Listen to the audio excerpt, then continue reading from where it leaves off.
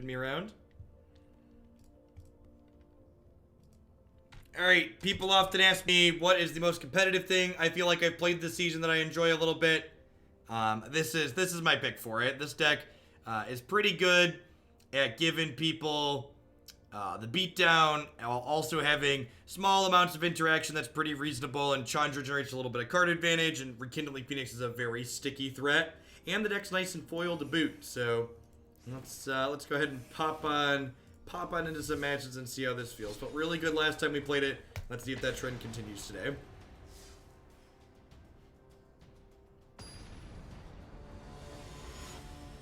Nah, Squid Squad, I think you just want to play something more similar to the decks that did well at the Open, rather than playing cards like Dovin and Ajani.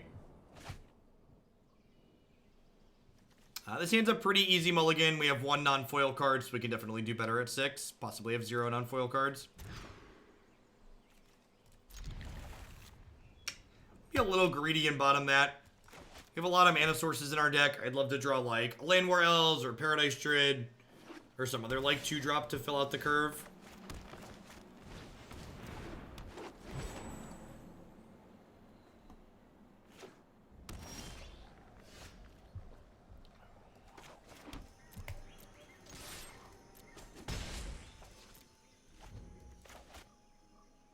What's the difference between an SCG Open and SCG Classic? The amount of people in them and how the rounds are structured. So an SCG Open is a 15-round 2-day tournament. An SCG Classic is a tournament that has Swiss rounds based on the number of people that are playing in it. Generally speaking, SCG Classics tend to have somewhere between 120 and 250 people in them, and SCG Opens tend to have anywhere from like 400 people to 1,000 people in them. This might be a bad idea. I've never really liked CG and Commander in this type of strategy, Zombie. I think even last season it was much worse than Skarrgan Hellkite. You show remorse, I'll show restraint. No, I am not making this up as I go. Opponents spinning their tires a little bit here, but buying themselves some time.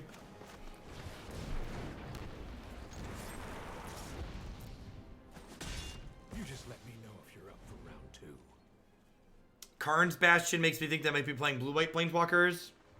Yeah.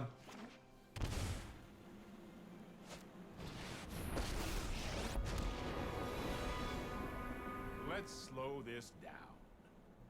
Would you like to tuck in my bird? Either way, we probably kill this next turn, especially with the lightning strikes in our hand. Time is much more malleable than people think. Definitely want to play out Rekindling Phoenix as opposed to 2 Growth Chamber Guardians, because Rekindling Phoenix is better against the sweeper.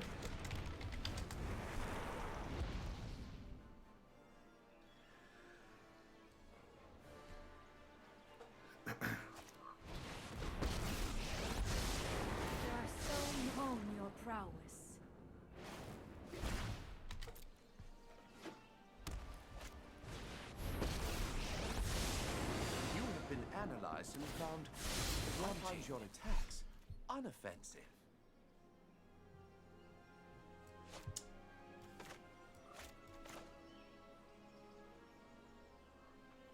Huh?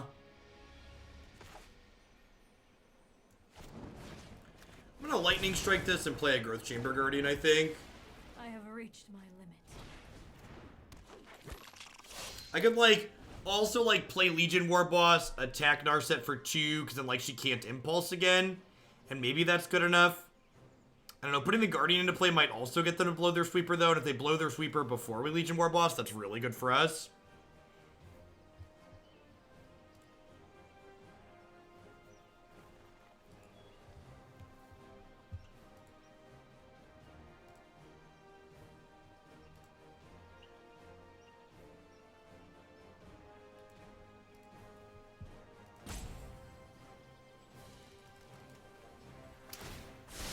Perfection is unattainable, so stop trying.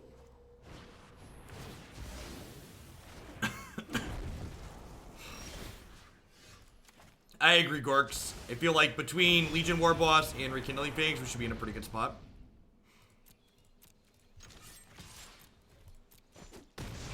So, one of the important things to know for newer Magic players is you'll notice my opponent down-ticked on this Phoenix, but then it came back and then killed Dovin. In Magic the Gathering, whenever a card changes zone, so in this case, our Rekindling Phoenix went from the battlefield to the graveyard back to the battlefield, the rules of Magic consider that to be a new instance of that card, which means that, the effect that was applied to it previously no longer applies.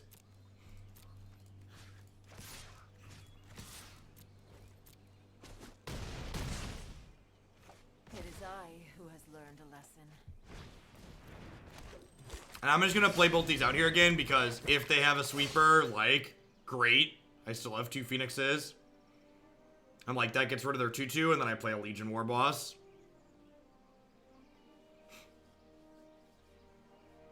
Yeah, when we played the opponent's deck yesterday, and it really felt like it had a hard time generating sustained card advantage. It had a lot of, like, 1-for-1s in it, but it doesn't have a lot of cards that actually, like, net you multiple cards per turn, like Big Teferi and Ugin, which made it feel like it left a bit to be desired.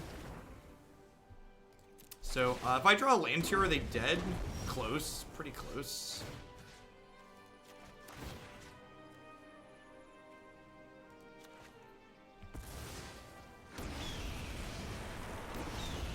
They'll have, Prison, whatever it's called, in their sideboard, too. We had, Baffling Ends and Prison Realm, or whatever it's called. Spellbreaker is just excellent in this matchup. Very, very good.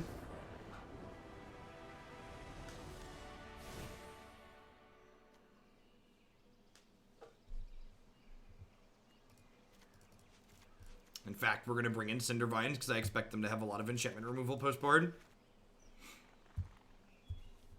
This seems reasonable. I don't play Standard all that often. How would you rate the health of this format with this new rotation of cards? I don't think the current format is really that much more or less healthy than with RNA Standard, but I do think RNA's introduction of the card Wilderness Reclamation to the format did make the format notably less healthy than it was without that set. There's still plenty of good games of Magic to be had, but I think the format would definitely be better without the games that Reclamation generates.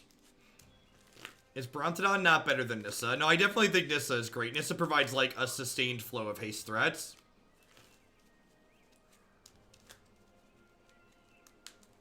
I'm just gonna go ahead and do this.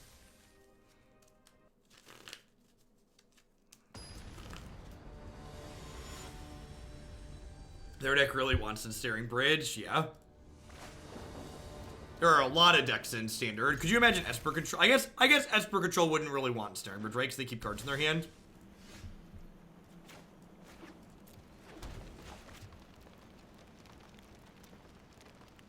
No, not wondering at all. I think Living Twister is great, Gorks. I think it's a super, super reasonable sideboard card.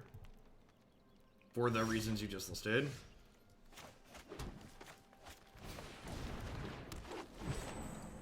World Waker, Rich. The make a thing of 4/4. World Waker was quite excellent. Gosh, I played a lot of her.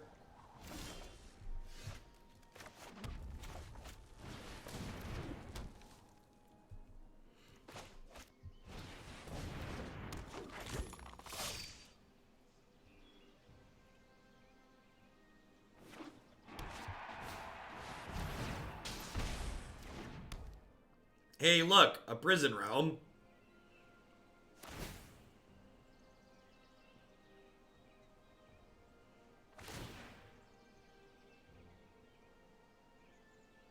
Thibble Thib, keeping our Paradise Druid at home's a little annoying.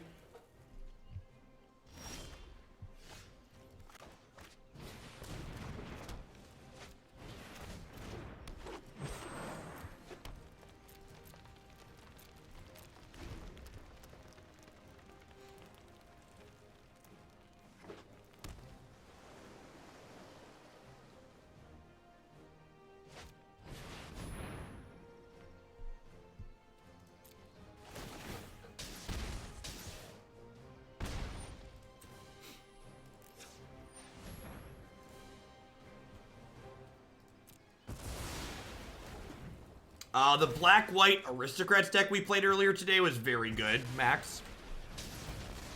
It is currently currently the deck of the day, depending on how everything else shakes out today. So I'm not gonna, because I don't have any more resources in my hand, I'm not gonna play out this Growth Chamber Guardian, because in the event they have another sweeper, which their deck tends to play 6 of them, 5 to 6 of them, I don't want to lose both my only threats. So by waiting a turn to play out this Growth Chamber Guardian, I'm able to play it and activate it in the same turn, which will get another Growth Chamber Guardian to my hand. So it puts a little bit less pressure in play, but it's a little bit more conservative and leaves me open to less blowouts. It's a little bit worse against Teferi, though. Right on schedule. Yep. Not so fast.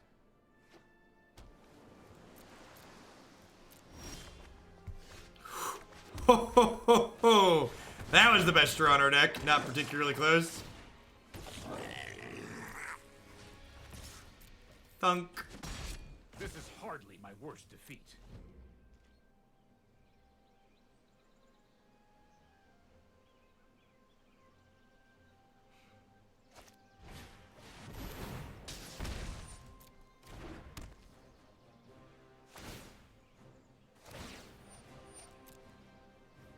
Is this what being a professional looks like? It is, in fact. The little goblin cookie killing Tef, that's the ceiling. I mean, he could kill Ugin sometimes, too. Remember how we've talked about enchantment removal being embarrassing in this format? Pepperidge Farm remembers.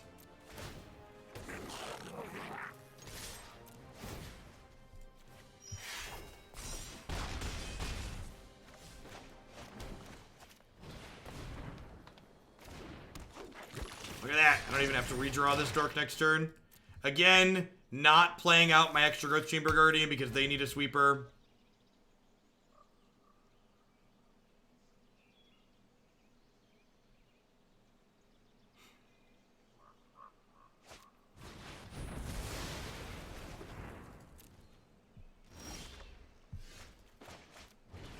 So, this time through, I am going to go ahead and play out my other Growth Chamber Guardian. And the reason for this is they have a Mobilized District in play here. So by playing out the other Growth Chamber Guardian, I make it so they're dead on board, forcing them to have a Baffling End and a land or another sweeper. I'm like, obviously it feels bad if they do, but I think it's correct to play the second one, so we leave them dead on board.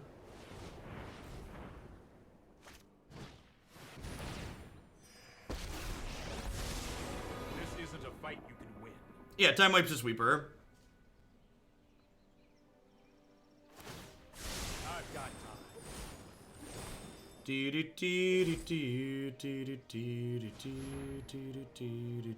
have a Dovin.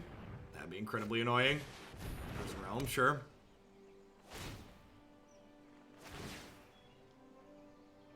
Spellbreaker would be great. Skarrgan Hellkite's lethal at this point, right? I got 2 of those.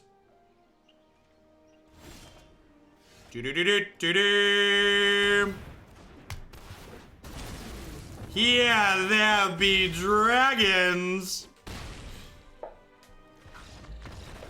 Listen, life's really easy when you're a professional. How are we doing, folks? Welcome. Good morning, good afternoon, good night to everybody, wherever you're at in the world. Thanks for hanging out here today. My name is Jeff Hoagland. I am a full-time streamer and content producer on Twitch. I'm here playing Magic 30, 40, sometimes even 50 hours a week. If you enjoy standard best of 3 constructed, this is definitely the channel for you. We play a ton of different decks here, and there's a lot of variety, because we always change decks every 60 minutes to 2 hours. As always, I'd love to give a shout out to my wonderful subs. I wouldn't be here day and day without their support, so thanks to all of them for keeping me employed. I'd also like to plug a couple of my other sponsors here really quick. The Vitamin String Quartet creates unique instrumental string arrangements of everything ranging from Zelda to Zeppelin. With thousands of hours to choose from, they make a great underscore for your gaming session. You can stream them now on Spotify or Apple Music. InkedGaming.com would love to help you customize your gaming experience. Hey, thanks for the biddies, Gorks. Using code Jeff12 at InkedGaming.com, you can save 12% on sleeves, binders, deck box, and all sorts of other fantastic custom gaming accessories there with them. And of course, Cardstory.com will love to help you turn your cards into other cards direct with other players. There's no haggling, and they just take a 1% fee off the top. And finally, I'd love to welcome everyone out there to Hoaglandia. You know, there's a lot of great people making a lot of great stuff on Twitch, especially today. And remember, if you're new and enjoying the content, make sure you hit that follow button. Following the stream doesn't cost you anything. It lets you know when I go live and with what. We are rolling on into our next match here with Green Red Sarkhan. This is one of the many fantastic standard decks that you can find on my website. Head on over to magicesports.net. Click standard decks at the top. You'll find a fantastic array of not only deck lists up there, but also videos of me playing those deck lists to help you get a feel for what they're supposed to be doing.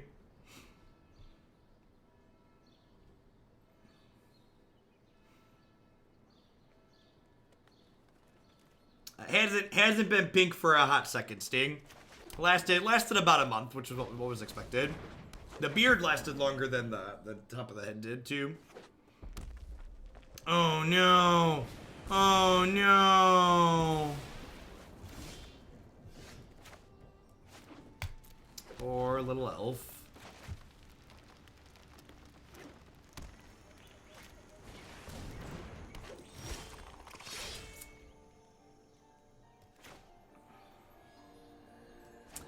A little unfortunate on my part. I could have been bold and shocked in the Stomping Ground, because now I have to choose between Lightning Striking that or playing my Gruul Spellbreaker. Are we trying anything new in this build? We got the Legion Warbosses in the main, but in terms of like cards in the 75, it's pretty close to what you'll find on my website.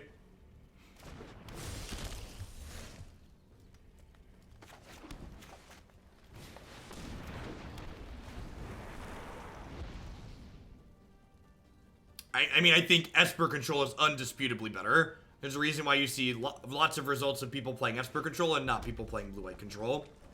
That being said, in a heads-up matchup, I think Blue-White Control is actually a little bit favored against Esper. Well, I don't own MagicEsports.net. One of my wonderful subs picked up that domain name and forwarded it to my website because they're great.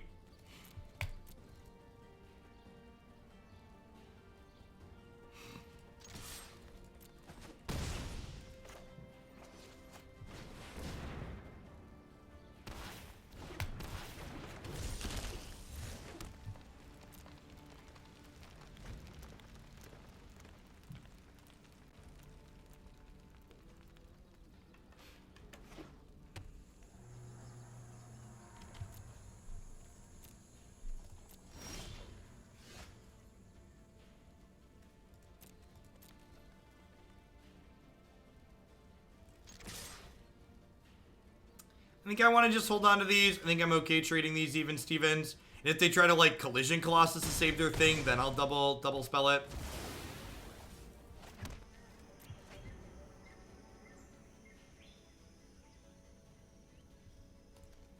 Yeah, they've got unclaimed territory on Warrior, which likely signifies they're playing something closer to the builds from last season, as opposed to something like this one that we're playing.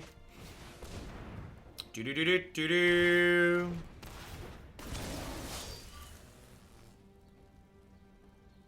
No, I'd use both spells in response, I think. Rude.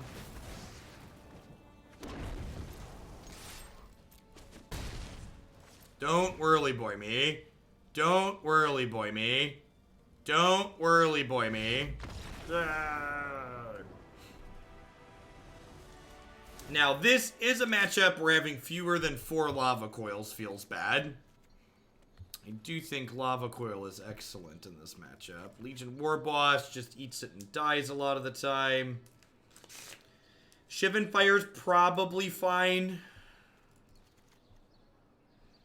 What do I want to cut? They're likely on Chain Whirlers, right? With the Warrior lands, which makes my Llanowar Elves notably worse.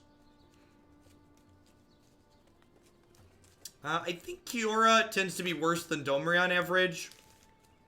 And I think, like, if I wanted a Planeswalker that generated card advantage in the sideboard, I'd rather have something like Nissa or Vivian. MX damage. Thank you for the support. I appreciate that. When do you think is the right time for haste versus the one? There isn't a cut and dry answer to that, Captain Command. It depends on the matchup that you're playing. It depends on your board position. It depends on how close to dead they are.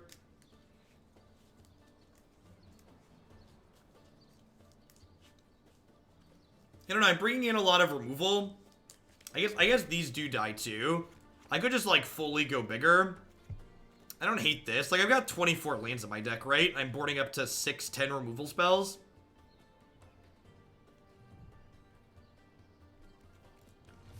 I'm gonna try this.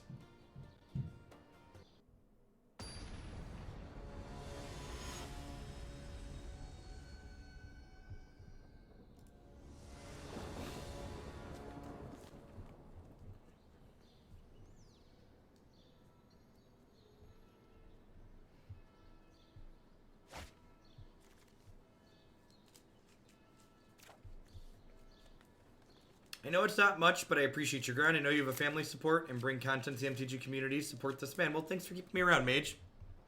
That's more than you know. A lot of bit of people. I'll chip in a little bit, and my bills stay plenty paid. I think I'm gonna shock this in. I think I want to Shivan Fire their Dork on 2 here. Blue or green next to the beard. I don't know. I think I'm pretty pot committed to just like Shivan Fire whenever they play here and keeping the board clean. Like if I hit my land drops here, my plays are pretty mapped out for the next few turns. Just want to use my mana up.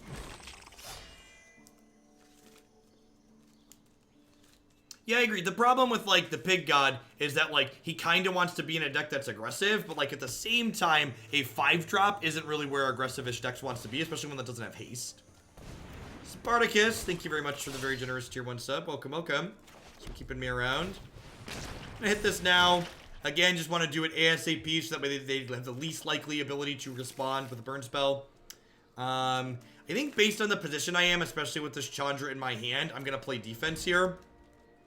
Like, block if they attack, etc., rather than trying to pressure them. I think I want to just, like, get set up with a decent board and, like, start hammering the Chandra for card advantage. Spartacus, thank you for the tier 1 sub. Welcome, welcome.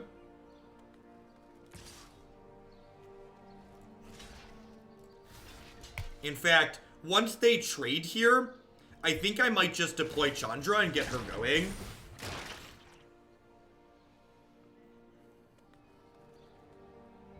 Like, get her working up towards ultimate here.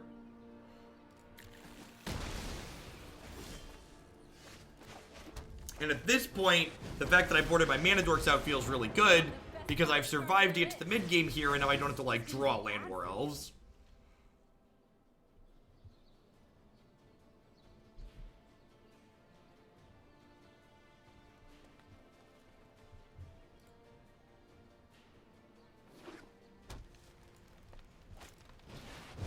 Whirly boy up in my base. You will be a pile of ashes. Those acoustic tiles, I mean, they are. It's just a teensy bit of sound deadening. No problem fire can't solve. No problem fire can't solve. Can do attitude. God, the enter the battlefield noise on Living Twister is so disgusting. Yeah, Chandra guarantees chunks through their health total because they can only take her off the table via damage.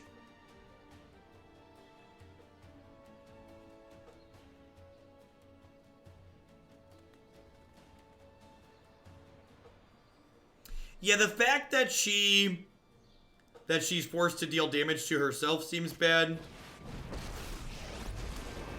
They have a Chandra of their own.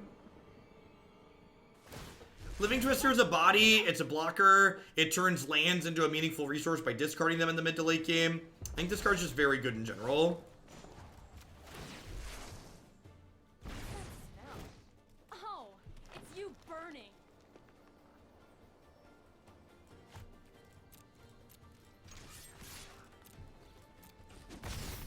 You will regret this.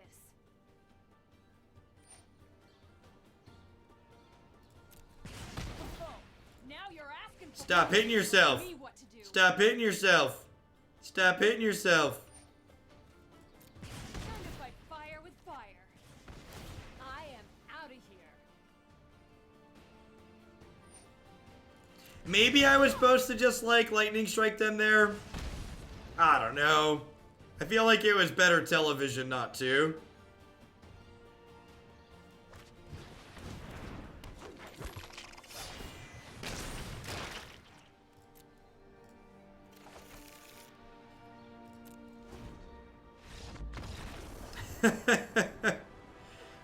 Yeah, I would expect that our build's probably pretty favored in that pseudo mirror, just because we have the Planeswalkers to generate a little bit of card advantage with.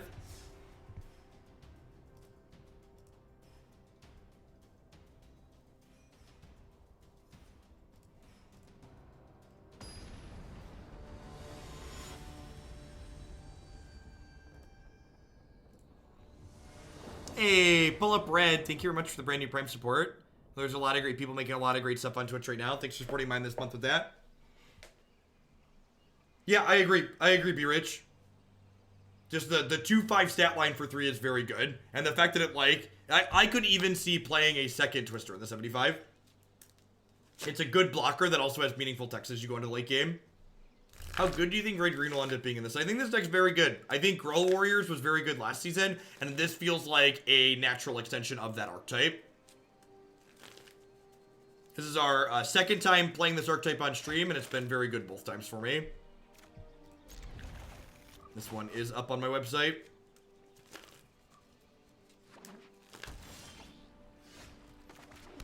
Third land is great.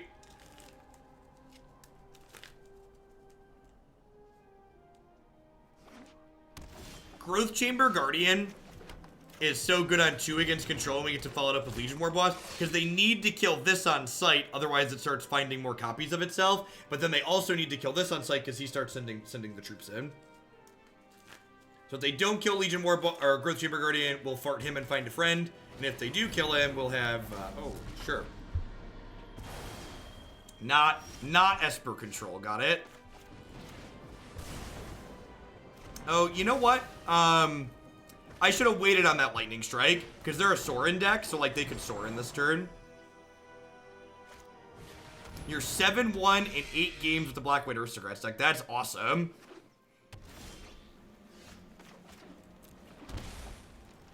It felt really strong, Max. I'm definitely going to be updating the list on my site with that one.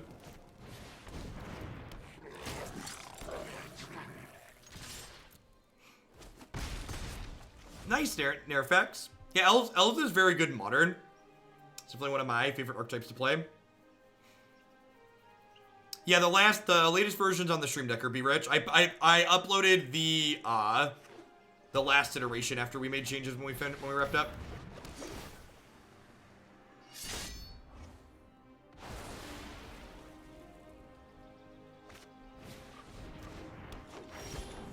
I really like the blue-black Kefnet deck that we're going to be playing later today.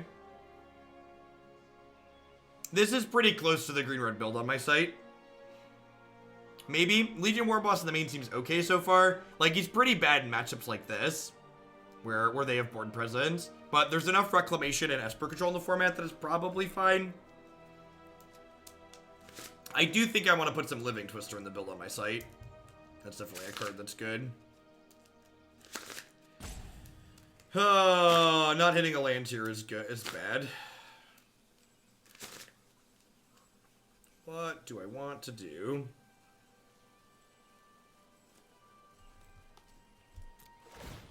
I think I'm gonna go ahead and attack like this.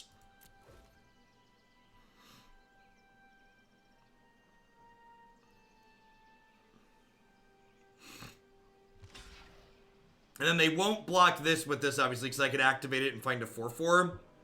So I think what I want to do, rather than activate this right away, is play Gruul Spellbreaker as a 4/4 post-combat.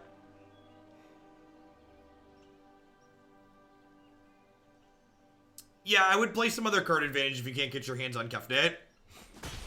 You could play, like, the Lilianas in the main deck, or you could play, you can play more Chemister's Insight, or more, Commence the Endgame.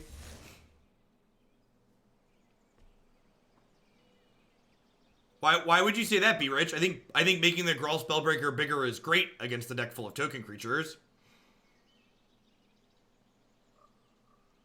Liquefied Vapor, you can always find decks that we've played earlier today on my Stream Decker page. Absolutely everything that I've uploaded historically is there. There's a lot of decks.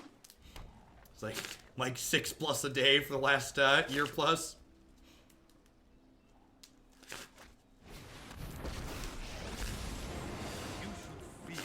I think New Sahili in the JAC sideboard sounds great, Trusty. You're one of the most organized streamers I've ever watched. Thank you. I try to be. Egg Rollin, thanks for the 4 months. I appreciate that. Welcome back. The Magic community is nice enough to allow this to be my job, so I try and do my best to treat it like one. Be organized and responsible.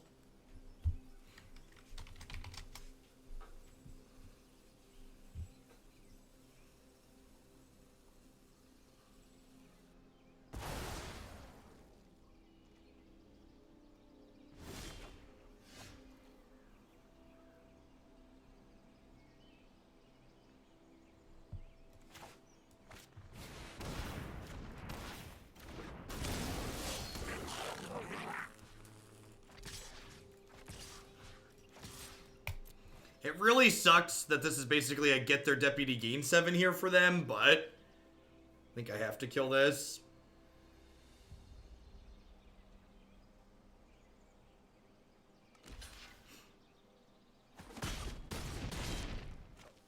This game's been a really stellar example of why Legion Warboss is kind of a hit or miss card. Legion Warboss is what I would describe as a 2 or 10 card in this deck.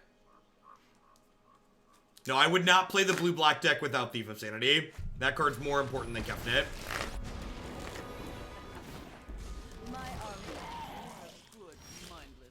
I would argue the blue-black deck is unplayable without Thief of Sanity. It's the way you win most of your games. We're probably dead here at this point.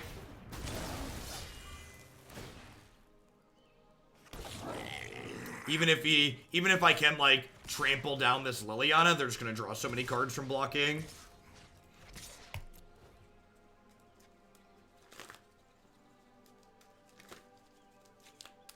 I don't think it really matters, Rich. I'm just gonna concede. I think all roads lead to Rome. Yeah, it just kills them very quickly, Bulletproof Pope. They're a deck that doesn't play to the board. So having cards that just, like, attack and block very quickly are very good.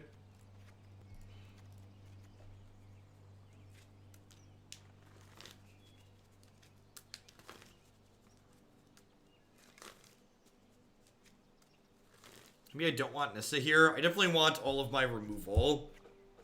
Killing things like Hostage Taker and Thief and Hero is really important. They don't really gain life, so Tibalt's kind of mediocre. Do they have enough blockers to make Spellbreaker bad? Maybe.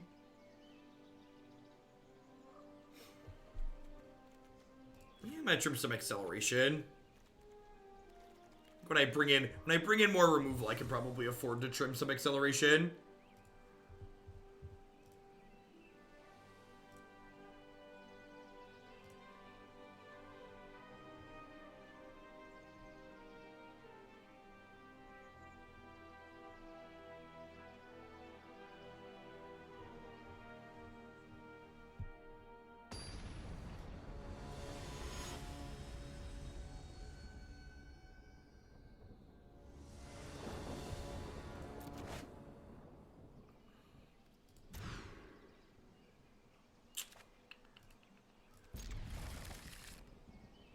Deputy explicitly says non-land permanent. I'm going to keep that. This hand needs to draw another land, but Growth Chamber Guardian's like exactly the type of threat I would really like to play on too. So hopefully there's an untapped land sitting underneath him. The answer is it depends, Yef. Like with most decisions in Magic. Remember, Magic is Turing complete. There's not cut and dry answers. I can't just program a computer to decide what's going on here. It depends on what your board plan looks like, what their health total is, how quick you're killing them with your other cards, what the probability is the Cindervines kills them versus where they combo you through it.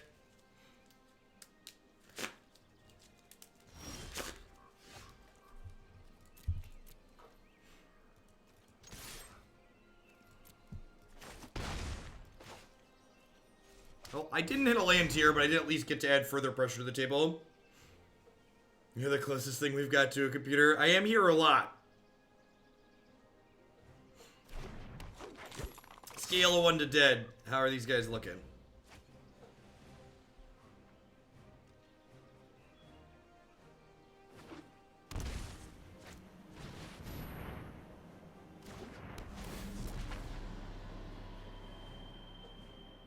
Eugene is less important than Thief. They're both pretty important, but I know the deck's called Blue-Black Kefnet, but if you're going to skimp on rares, I'd cut him. I think Kefnet's the least important. This is, again, a bad timing on my Lightning Strike. I guess it plays around to Counterspell, but it's kind of bad against Sorin downtick.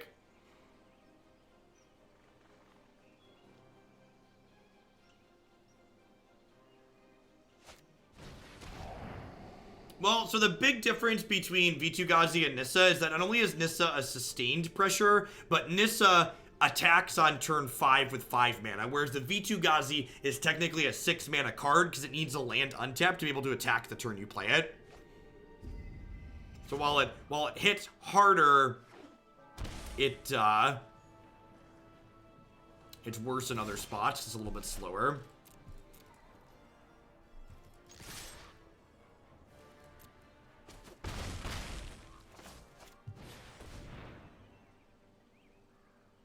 I don't know. They're at 10. Depends on like how big their go over the top stuff is here.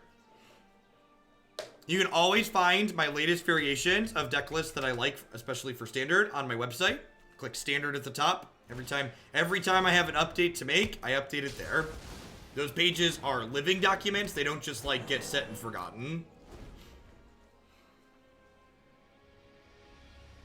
Kazooie the King coming in hot with the brand new Prime. Welcome, welcome. Thanks for keeping me around. Alright. Now I'm dead. Now I'm dead. How did Bant Hero perform? Pretty poorly. Not a huge fan of Hero in the Bant shell. Sub chat worth it. Well, enjoy the gift of gab. Welcome to Hoaglandia. That's a good answer. Bant Hero really wants Path Things. That really needs an efficient removal spell. It just doesn't have it.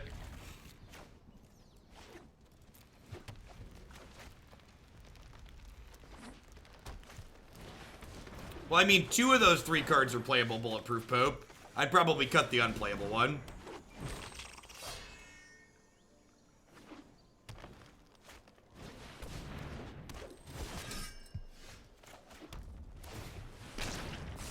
It's okay. Turn two Steel Leaf is a big boy though.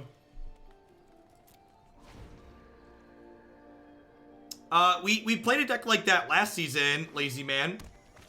And if you scroll down a little bit further on the standard deck page of my site, you'll be able to find it there still.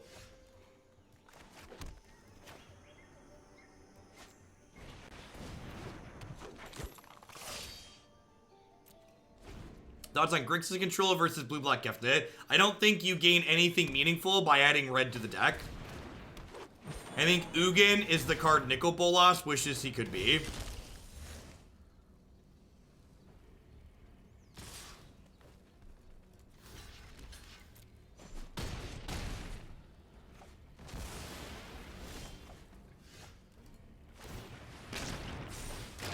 Alright, so we're generating a lot of card advantage here with our growth chamber friends. We just need to be able to stick it out here. If we can survive the initial rush, our Planeswalkers and our Skarrgan Hellkite should give us the advantage in the longer game.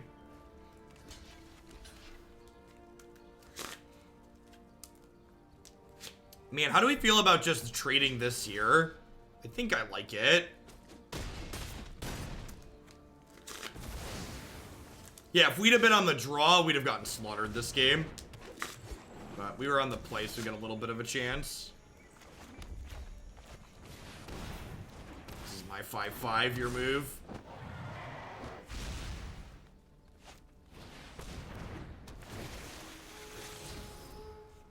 That's a 6/6. They were like, your move, eh? Show you what's up. I should have waited to play my land until after I plus Chandra. Let's light it up. That's unfortunate. You call it anarchy. To me, it's just another day. No more getting pushed around. Again, feels bad from an emotional perspective to exile this, but really, it's no different than if I just never drew it.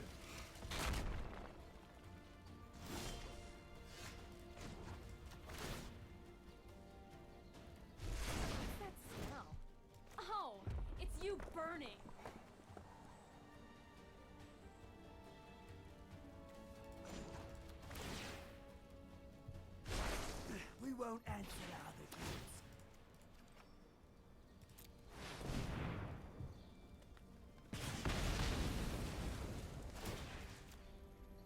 This card is so good.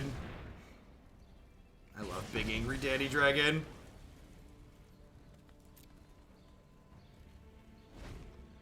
I'm gonna take this trade here when they offer it.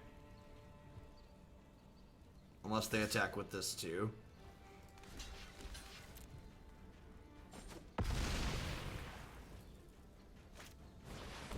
That's brutal. Hey, look, another place where Legion Warbosses poop. This is just gonna be bad for you.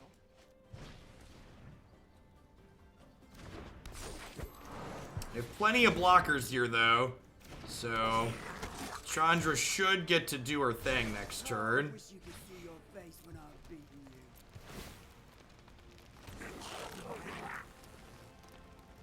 you. Bantiro is mediocre. This deck's been good again, though.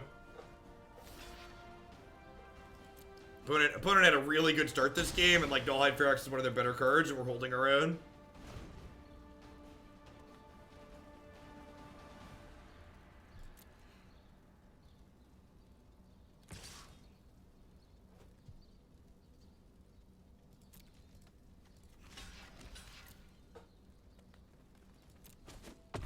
Didn't get double Colossus, fist bump.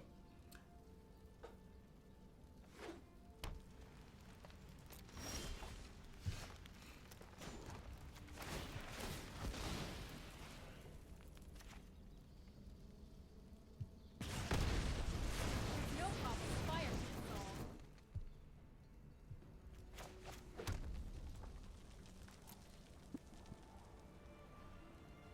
Alright, these are use them or lose them cards.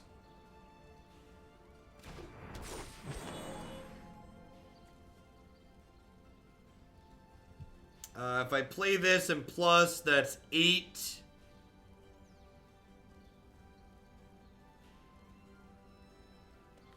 Sarkhan plus swing. This would be 8, 15, 16, 17, 18, 19. Oh, Domri gives plus a power. I've lived with animals my entire life. Explains a lot, actually.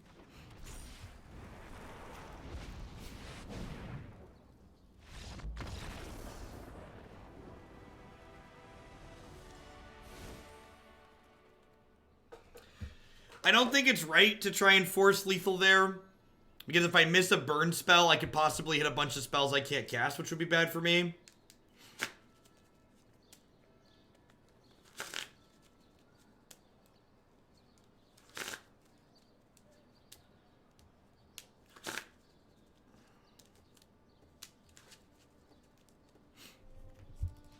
Chandra's been very good to answer the question of the person who just asked. That was another good example of Chandra being good. I don't know how I feel about these Legion Warbosses in my main deck, but Chandra's been fine. Yeah, I agree. I feel the Legion Warbosses feel like we're pre-boarded. And I don't know if I like that feeling. You had lethal with Sark. Well, Skarrgan can't attack, so I'd attack for. They were at 20, so I'd attack for 10 with Chandra and Domri, and then my Goblin token would hit for 3. Oh, yeah, you're right, because the War Boss Mentor, so it's 10, 3, and 7 is 20.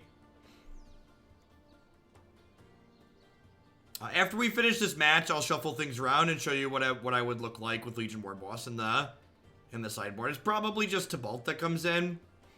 Probably Tibalt and Nissa. Just a good clean swap. What do I want to cut here for my last couple of cards? Is it just acceleration again? That's what I've been doing, and it's felt okay.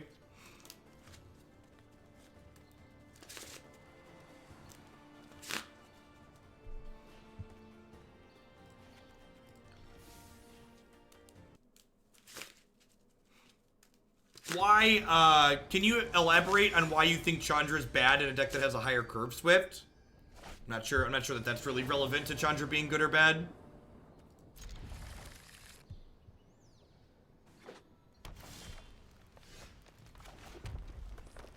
I mean, it's been fine, but I just, like, you explicitly mentioned the curve for a reason.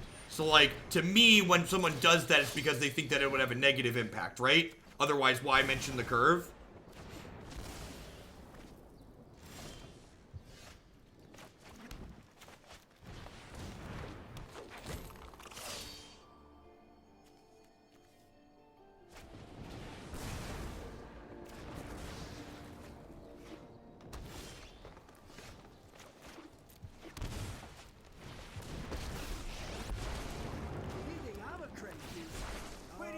right, mate. Were you doing something?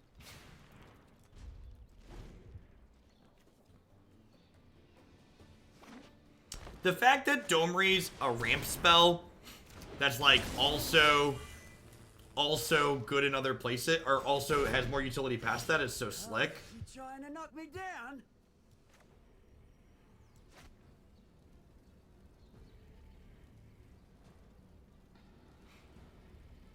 Sure, but Chandra does a lot more than get value the turn you play it, and Chandra basically never gets value on turn 4 if you're playing it out early. Do I make a 5/5? I think I just want to kill their thing. I think I just want to kill their thing.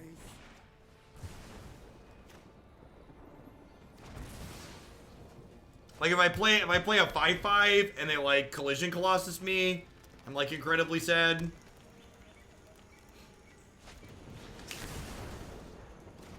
Any skirmish you can walk away from, right? Sure, but Chandra doesn't have to generate double spell turns in order for her to be good. Like, in a deck, your deck is bound to draw lands, right? So just because you're drawing 2 cards a turn doesn't mean you're going to get double spell turns in, right? In fact, a lot of the time you're not.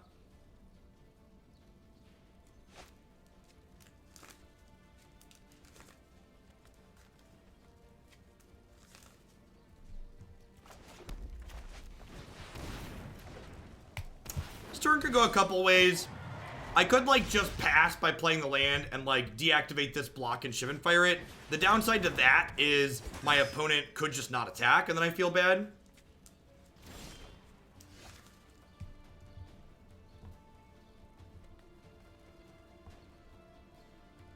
Well, the Esper Narset list is basically a different deck, Zowzi. The Esper Narset list is basically a traditional Esper control deck with just more, more Narsets in it. But I think from a pure power level perspective, the more traditional Esper control list is definitely better.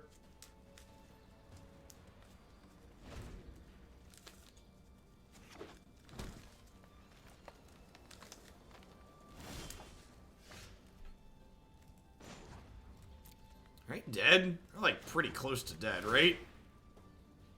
This is 12, 50, 17. And when I'm 1 short of killing them this turn.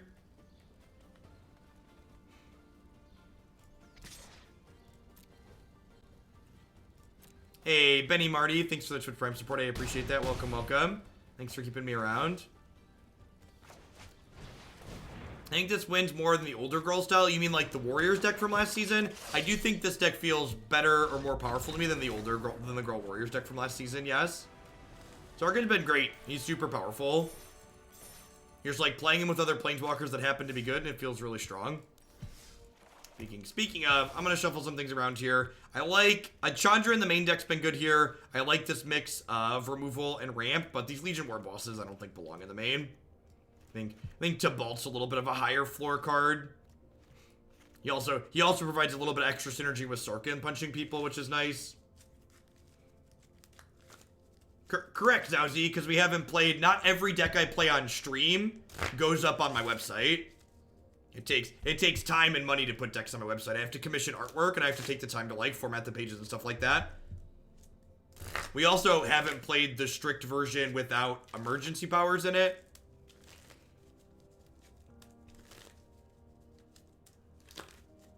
Alright, so I kind of want to just put a 3rd Hellkite in this deck. I think I'm going to do that. I've missed having more of this card. This card's really good. We've been drawing our 2 copies a lot today, and it's felt really good.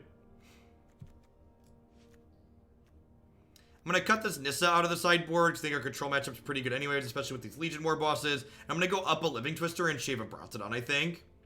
This is like a 5th way to do this. And Living Twister not dying to Lava Coil against the red deck feels really good.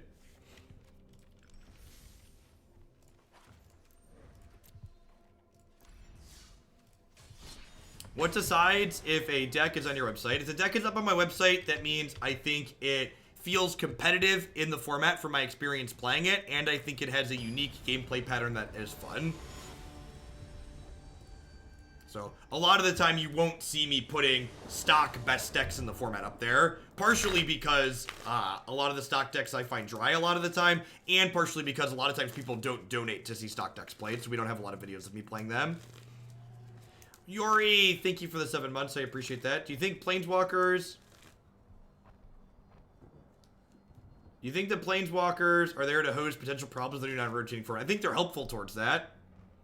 No, I don't think so. I don't think so, Apollo. I think Legion Warboss is much better than 3-mana Vivian. This deck's very aggressive, so we're not really interested in playing our creatures at flash speed. We just want to, like, play them with haste and attack for a bunch. Not to mention, Legion Warboss kills the opponent very quickly, which is important in matchups like Wilderness Reclamation. Yeah, that's also true. There are a lot of websites where you can find lots of stock lists. My website is looking to highlight some of the sweeter ones.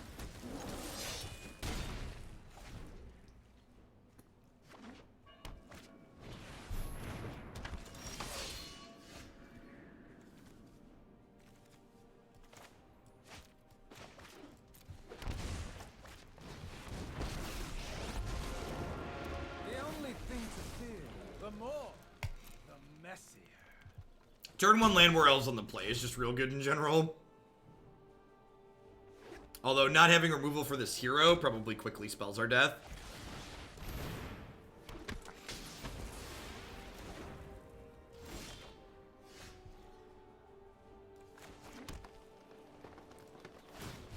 Hey, Jeff, finally got on Twitch Prime to give you the sub you deserve. One interesting interaction is that if you play multiple Phoenix in a Gruul deck, Kiora can be good. Yeah, I'm not sure. So, like, the problem with Kiora is, and other people have suggested Kiora in the past, and she's definitely a powerful card. I just feel like Kiora belongs more in a deck that's, like, looking to play for the long game, and this deck's looking to kill people rather quickly, rather than play to a long game.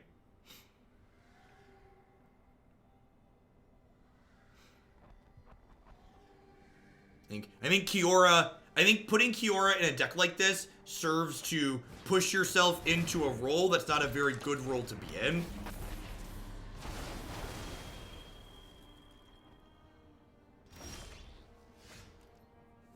Nope, definitely never said that, Kennedy.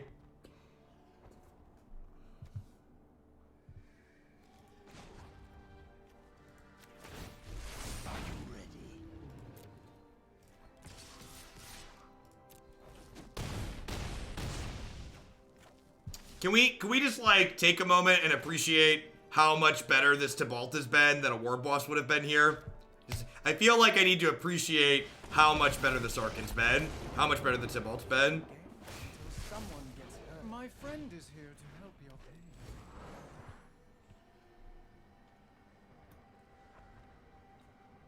It's a scale of 1 to dead. What are we working with here, opponent? Are we firmly on the dead side of the scale? They need to both kill this dragon and take Sarkhan off the table. We did try Red Friends. It was okay. It was not bad. We won games with it. Why did we shock and Stomping Grounds and turn through an attack with the elf? I don't know. It didn't seem like my health total really mattered, and I wanted an extra blocker. Probably wasn't a good play.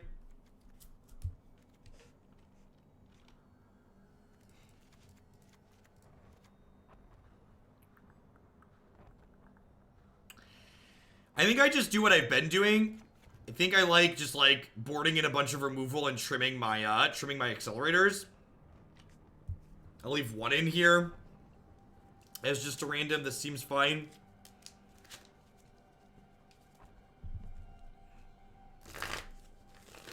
Is Twister good to ping hero? Maybe. Twister pinging hero is just incredibly slow. Why the single Guildgate? Because I like casting my spells on curve. I'd encourage you to bookmark this article and read and do your best to understand it. Gives you good rough numbers and explains why those numbers are good for being able to cast your spells on curve.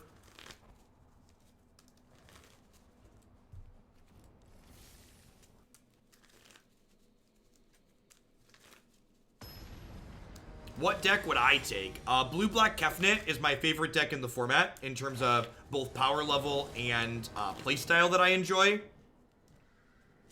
If you like playing aggro, I would highly recommend this deck, though. This is really good as far as aggressive decks are concerned. I personally am just not a fan of playing aggressive decks in tournament settings. While this deck is very powerful, much like red aggro or white aggro or even mono blue to a degree, I feel like the decks like this tend to lack player agency and that they don't give me personally a lot of decisions that I get to make. Yeah, I enjoy the play patterns of blue-black Kefnet deck a lot. These are my things. I have a 3-mana threat next turn regardless, as you will.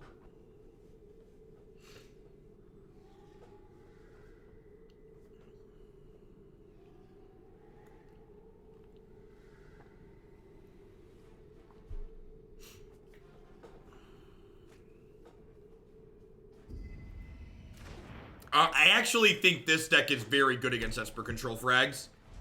We haven't played against Esper Control yet today, but you'll want to go back and watch, the video from last time. So, that's a good question, ErkTV, and it's a very common question, coming from games like Hearthstone. Something that you need to understand for Magic, and this is very important, is that good metagame data for Magic does not exist. There is no publicly accessible, statistically meaningful data size for Magic the Gathering. Literally just doesn't exist for the game.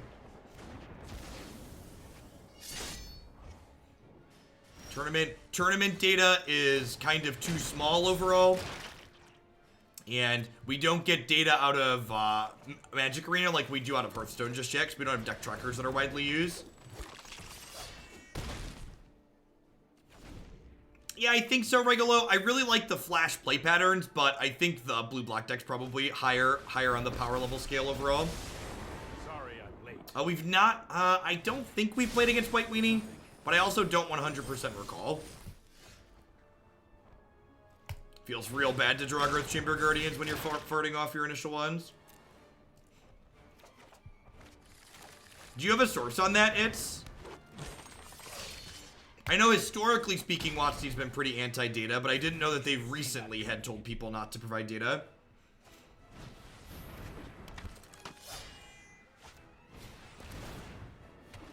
The Aristocrats deck was really good. If you're someone who's been looking for a good Aristocrats deck this season, you 100% want to watch the list we played earlier today. I'm going to be updating the list on my website accordingly.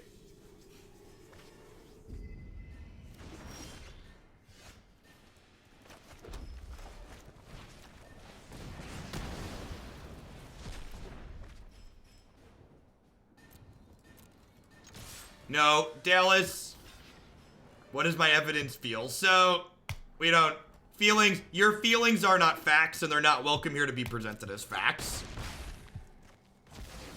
Here's something you need to understand. Data doesn't make your gameplay stale. Uninteresting, poorly designed formats makes your gameplay stale. In fact, if you look back 2 seasons ago, before Ravnica Allegiance existed, we knew almost every good deck in that format, right? Like, the decks that were good were known and they were clearly defined and no one disputed them. But that format was a blast to play. When people blame data for the format being bad, they're just being silly in my opinion. The format is or isn't. Knowing what exists doesn't make the format good or bad. How the format's designed is what actually makes it fun and engaging. If knowing what the best decks are makes the format unfun, then the format's just not good.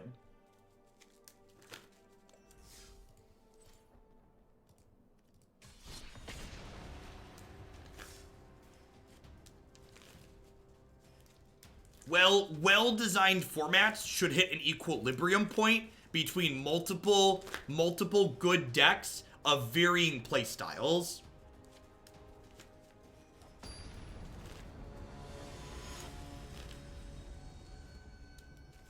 Yes, data doesn't lie, but people lie with data all the time.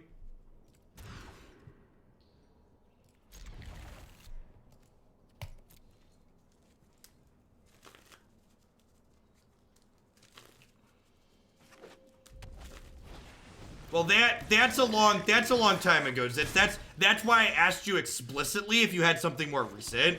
I'm familiar with Wizard stuff from 3+ years ago, but companies and people change, and from my understanding, they've not told the latest things that they need to stop collecting data. And honestly, so that comment there, if a format lets me play Jank successfully, it's an okay format. I think that's an important measure. I think one of the things that does define a good format is that the decks that are the best decks in that format can't be that much better than the decks that are brews, right? And the tier 2 decks in the format.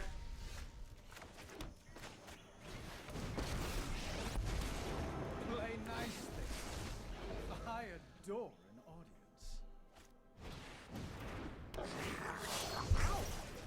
That's unfortunate.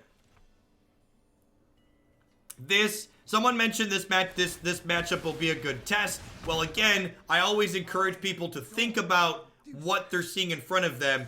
This game, our opponent's basically gotten a freebie, right? We mulliganed, we were on the draw, and we didn't know what we were playing against. And this is why the red deck's so good, right?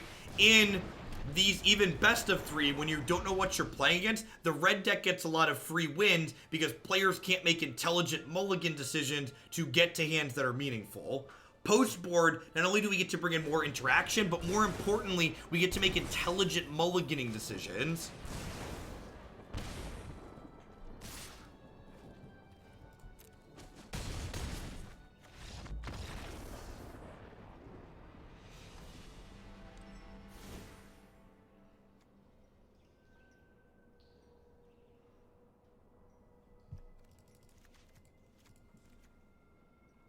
Alright, so I want to bring in all my removal, and I think I'm just, once again, going to cut my dorks against the, against their, what's it called, deck.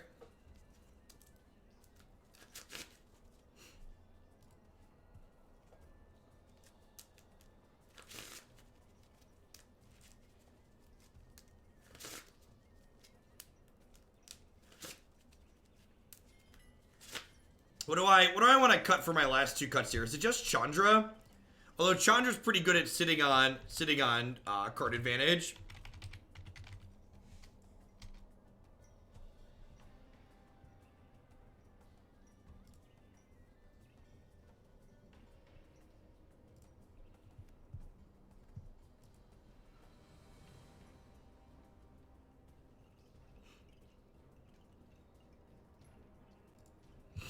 I mean, that article that you linked there, Zintas, doesn't say, at least not that I'm seeing, it's requests from Wizards of the Coast. Tibalt's probably the trim. I like leaving our top end so that way, like, when we get to the mid game, we can actually outsize them. Now, this is a matchup where potentially trimming Brontodon is bad because we only have 1 way in our deck now to take an Experimental Frenzy off the table. Sounds like the audio's bugging out. Probably need to restart after we take our first turn.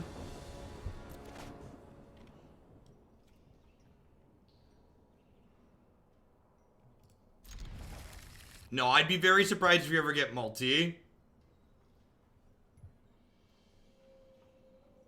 Sure, but again, that's not a current state from Wizards of the Coast. You're saying they're assuming that Wizards' current policies match their previous policies, which might be an okay assumption, but again, that's not getting it from the horse's mouth. You're extrapolating something that's not actually there, because they're extrapolating something.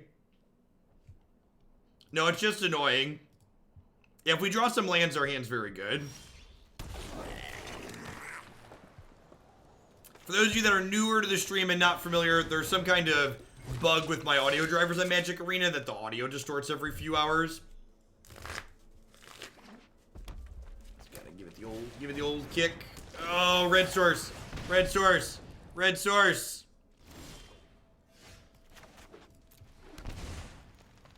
Do I just make a 4/4 here?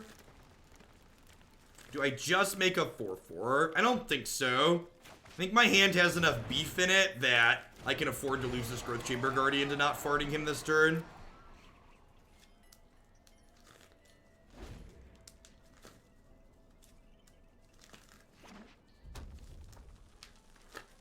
Also, and this is one of the things that I think is really interesting about how people understand data. Someone in chat was talking about how having less data makes it so people who are more dedicated gain an advantage. I disagree with that sentiment. I think if you're actually good at the game and you're good at understanding what's going on, having more data is very advantageous to you. Having lots of data means if you're good at the game, you're going to be able to have a much better understanding than someone that's not taking the time to have that good understanding.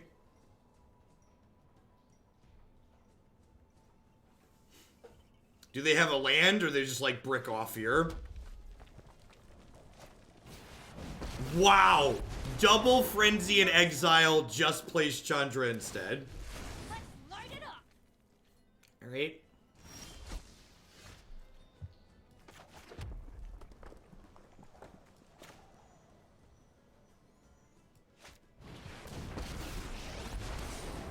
Be careful.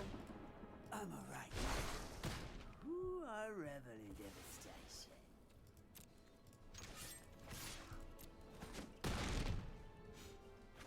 I don't need this.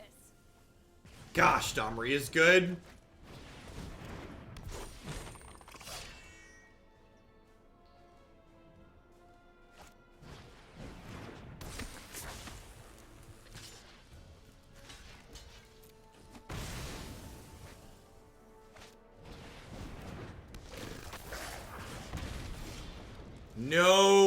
No respect for the Doms, eh? If they catch ya.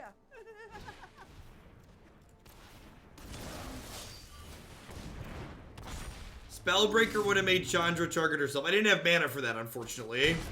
But that is good to note. You're not wrong.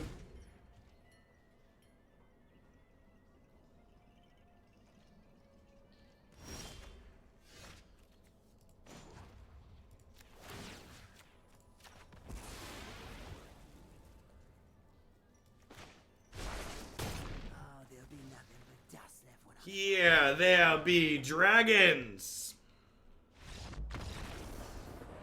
Many of the uncommon / rare planeswalkers you tried been bad. Yeah, some of the uncommon ones are stinkers. Like Dovin's kind of mediocre.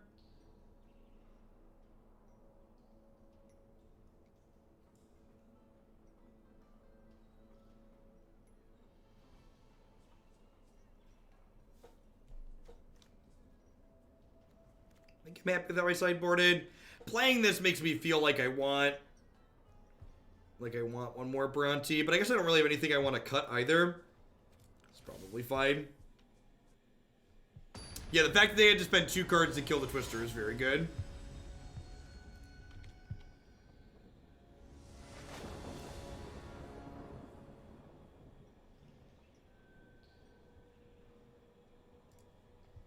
This hand is great.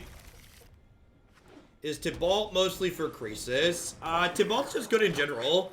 Like, he makes a couple of tokens that are, like, good blockers, good in offense. He's really good against Esper, because they tend to have, like, Moment of Craving and Absorb. He's fine against the Wild Growth Walker Crisis decks, too.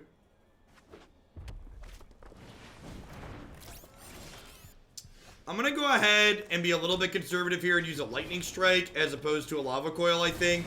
Just because sometimes these decks board up into Rekindling Phoenix. Although they have Frenzy and Chandra, so maybe they don't have room for Phoenix too.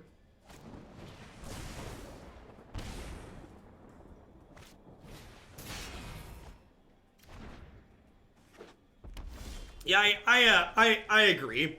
A lot of the nonsense you hear about stuff related to net decking is players who are mostly inexperienced, like, looking to write off a reason why they lost a given match of Magic. It's much easier to say, like, oh, my opponent's a dirty net decker and has no skill, rather than my deck was bad or I possibly made a mistake. Oh, it's you burning.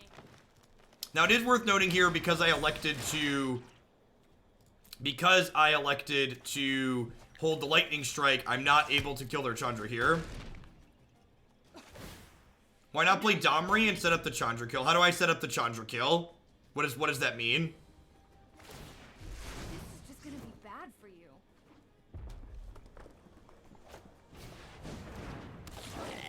Like, in what way does playing Domri set up a Chandra kill?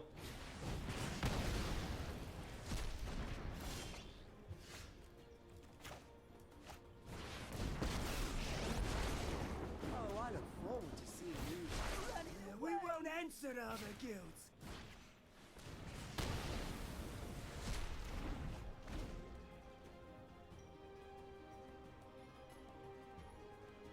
This doesn't give haste, and he doesn't allow my creatures to fight planeswalkers. So I'm not. I think you're misunderstanding some text somewhere on these cards. Maybe you're confusing this with the other Domri.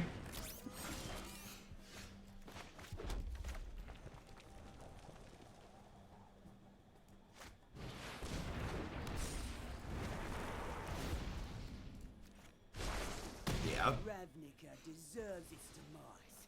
Yeah, you're thinking of 4-mana Dom.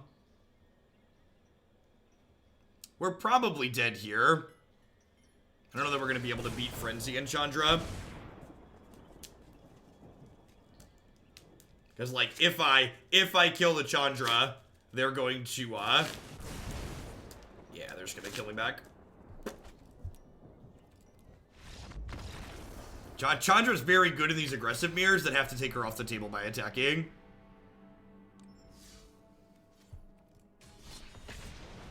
Let's play one more with this one before we wrap things up and move along to Sultai Dredge. Hopefully blue-black Kefnet later will be able to drag us kicking and screaming into Mythic. Could have drawn Spellbreaker. Yeah, maybe. And I'm still like super dead to their Experimental Frenzy.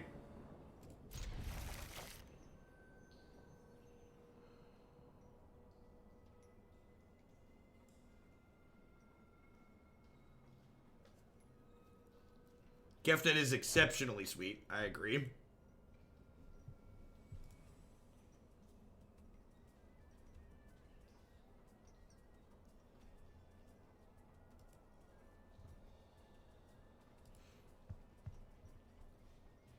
What's going on, Northard? Thanks for being here in chat. I appreciate you keeping me around. Our one ugly mountain. You bring great shame to our Gruul family, Mountain. Consider becoming foil in the future. It is my one great shame.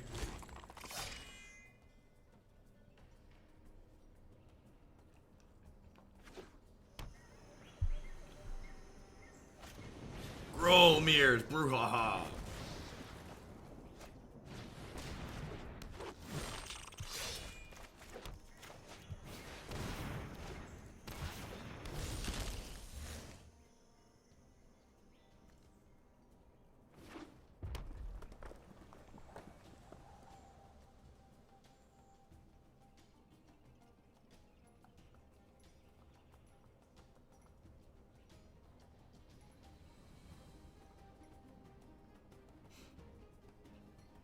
Sultai Dredge means we have to play a terrible Hinterland Harbor, so I don't like it.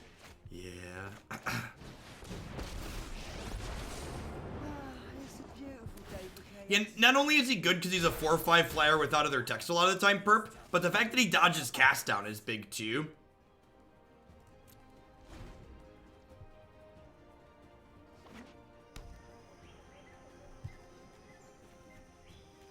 Reasons there's only 3 Domris in the deck. If we run off lands 4/5 here, we might be okay. You think I'm a crazy beast? Where do you see my mates?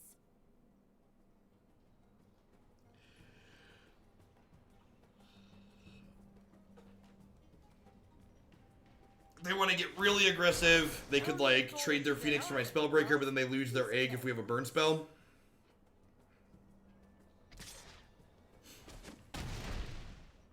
Oh, looks like you're all mouth and no hands. So they're missing a 5th land. You think I'm crazy? Where do you see my mates? I'm gonna go ahead and do this. There'll be And then nothing have this kill their Domri. I'm done. Seems good. We tried Mizium taking anything yet this season. We have not, Tauber.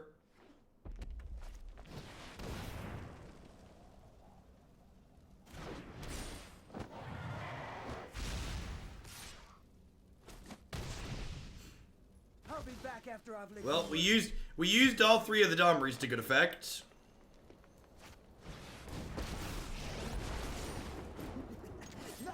a bit of violence now and then.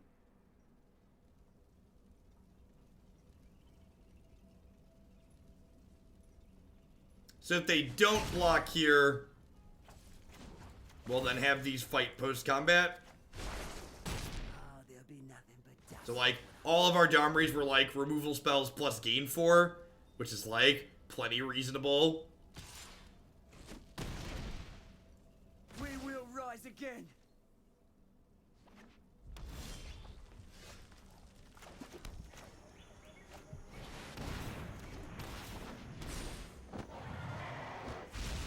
If they attack, there's no way I'm blocking. Just 0%. We're winning the race in the backswing by a lot. I don't want to lose this to, like, a lightning strike or a shock.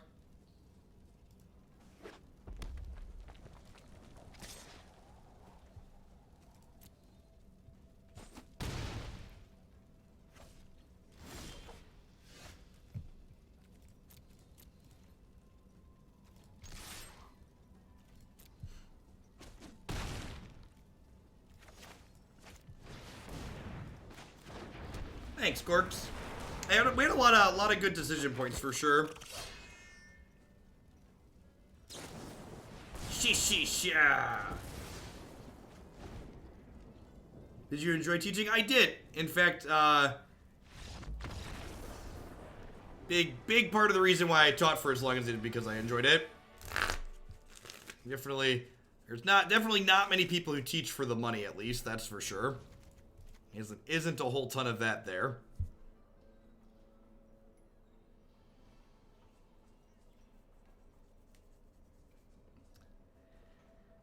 I've been doing it a lot, but I think this is just cut dorks, pull into interaction again. I think that's where I want to be in life.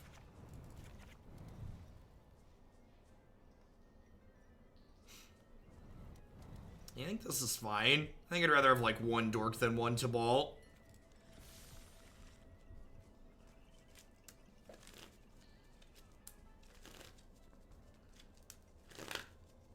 Loving the blue-black Kefnet list. Have you considered Massacre Girl in the board over the third ritual? So I've not. So, I'm interested in seeing how much Sultai mid-range there ends up shaking out to be in the format, because I think Ritual is such really important to clean up that matchup. And if Sultai mid-range ends up being a non-player, then maybe I would cut the third ritual, but until I know that, I think I want the third ritual, the 75.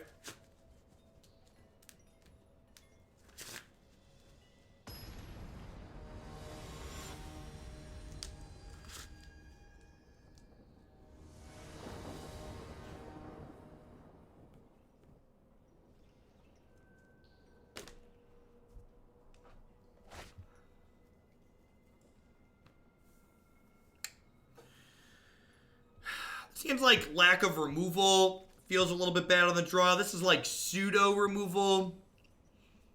It's also like needs to draw some lands. I kind of feel like I want to play catch and release here. This card's much worse on the draw than the play, just because it has it's expensive to get set up. Seems a little better. Gets to trade out, like, the extra Chamber Guardian for a Living Twister. The fact that we hit green on top is great.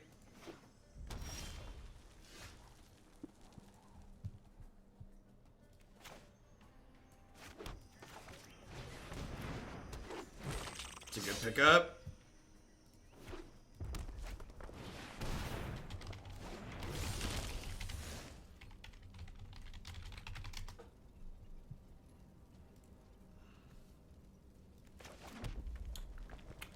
I think I'm just gonna go ahead and fart this. Yeah, no play till turn 3 on their part is really good for us. And, like, they could have a Lava Coil here, but, like, if their turn 4 is, like, just Lava Coiling my Growth Chamber, I think that's great. And again, to talk about role assessment in the matchup, I think based on the fact that, like, my hand has Chandra in it, and, like, Domri has ways to generate card advantage, I think, I definitely want to sit on the defensive here a little bit. Although now they have Chandra in place, that's a little scary.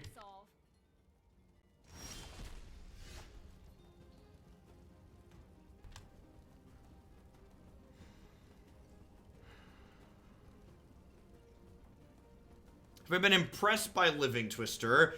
I wouldn't describe Living Twister as an impressive card, but I would describe it as a card that's worth playing, if that makes sense.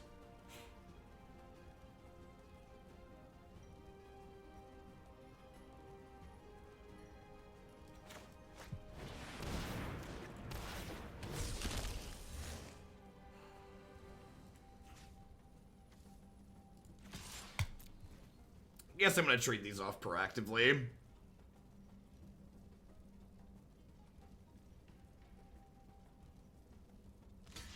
I made sure to play this out pre-combat because it means if this hit her, she would die because she can't hit me. She can only hit herself if she's the only planeswalker in play, and I have hexproof.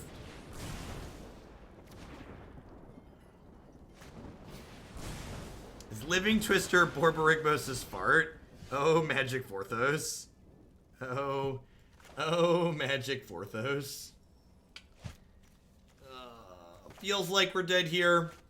Not hitting the 4th land is pretty bad. Let's light it up.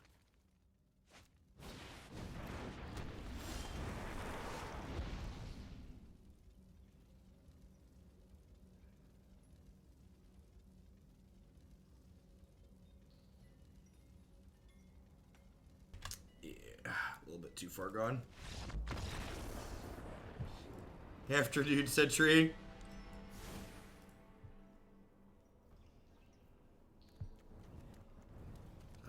Sometimes you play Magic, other times Magic plays you. That's why we play best of 3, so we can get our most possible shots to not get resource variance out of a game. It's gonna be our last game with the green-red Sarkhan deck before we roll on to some Sultai Dredge.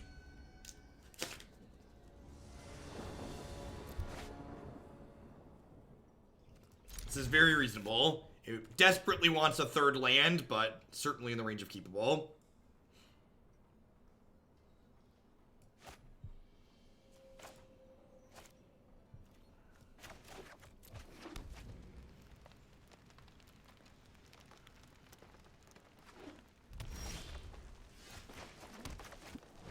Alright, miss number 1. Hit me, dealer. Hit me, dealer. Come on. Come on. Come on. Papi.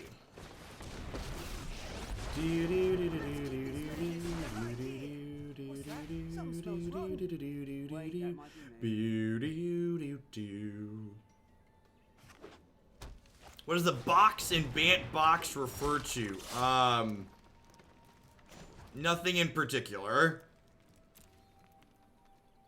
A box of cards. Random box of cards, exactly. Alright, so do I kill this with Shock? Or do I Domri fight it? I think I just Domri fight it, huh? We'll tell you when you're older.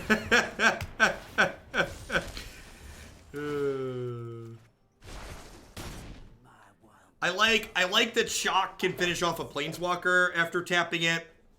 We're in a pretty good spot here, because, like, we have a Planeswalker covered, we have a Phoenix covered with the Lava Coil. The downside to taking this line is now my Domri dies to Lightning Striker Shock, which means I couldn't play the Phoenix next turn, potentially.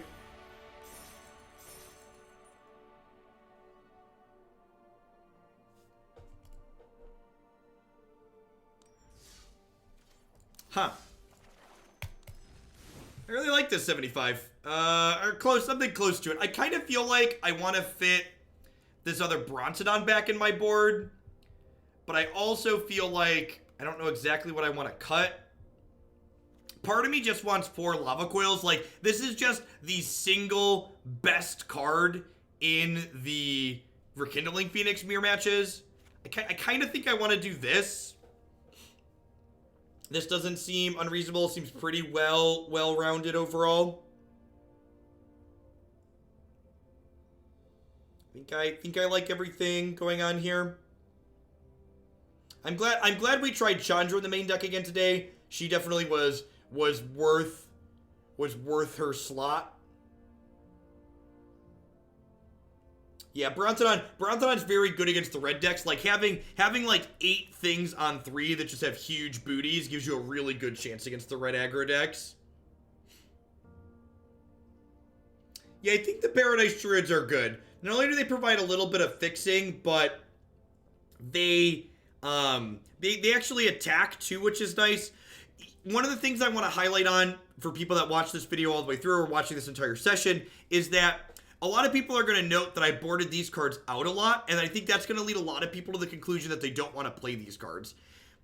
I think that cards like this that allow us to be extremely proactive game 1, and then we pull them out to become slower and interactive, and being slower and interactive is good, are worth keeping around. So, like, if we were playing in, say, like, Nexus or Esper Control, we didn't really hit those matchups today, these cards would be good and stay in there.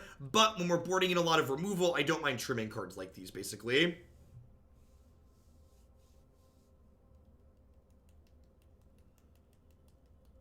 Alright.